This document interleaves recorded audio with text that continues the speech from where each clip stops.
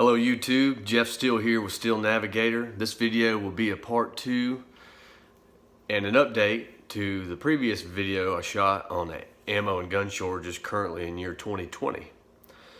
As of now, I do see the situation is getting worse, but just wanted to update you on what I'm seeing currently.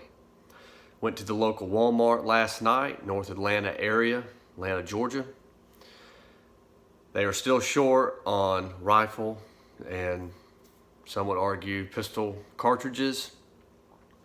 They do have some items still, such as 270 and 30-06. In regards to shotgun shells, there were questions on that. Yes, they did have shotgun shells, 12 gauge, 20 gauge. I saw 410. They did not have a lot. I mean, one person could come in and buy the whole stack in one buggy. But they did have them.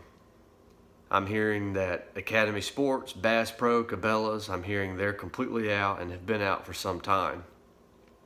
In regards to the small independent shops, I'm hearing that if you can find the ammo, sometimes it's at a premium price, sometimes almost double the price. Also, I'm hearing about those shops that they are limiting 2 boxes per customer.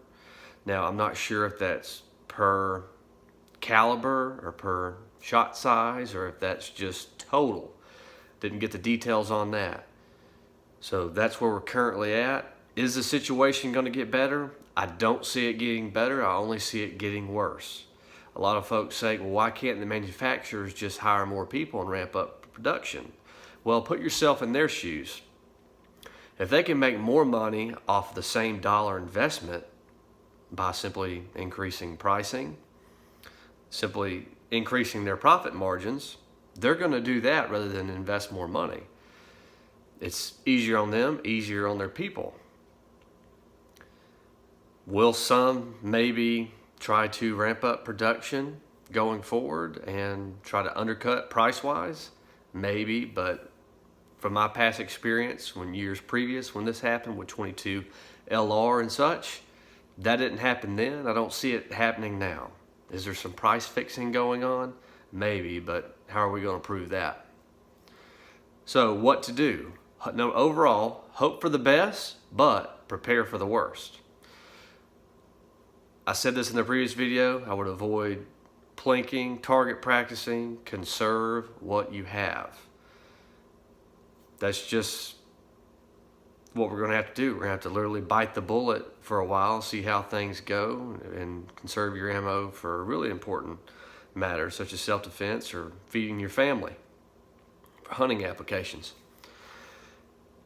What can you do in the meantime? Well, if you have reloading supply, also I've heard those supplies are extremely low or out in most places. You can reload during these times if you have the supply. You can thoroughly detail clean your weapons, field strip them, clean them up the way they should be cleaned. Same thing with your magazines. Take them apart. Also, once you've cleaned your magazines, I'd highly recommend keeping them loaded. They've done studies that it doesn't really affect modern magazines keeping them loaded, and it's much better having them ready to go than not. So this is an update, part 2. What we're seeing, what I'm hearing, seeing in the blogs, comments and such. Please comment down below. What are you currently seeing in your given area? Please be as detailed as possible to help the community out. If you'd like to support, you can subscribe to the channel, tap the thumbs up icon, the bell icon. You can always donate at the Cash App or the PayPal. And I really appreciate you watching. Have a good evening.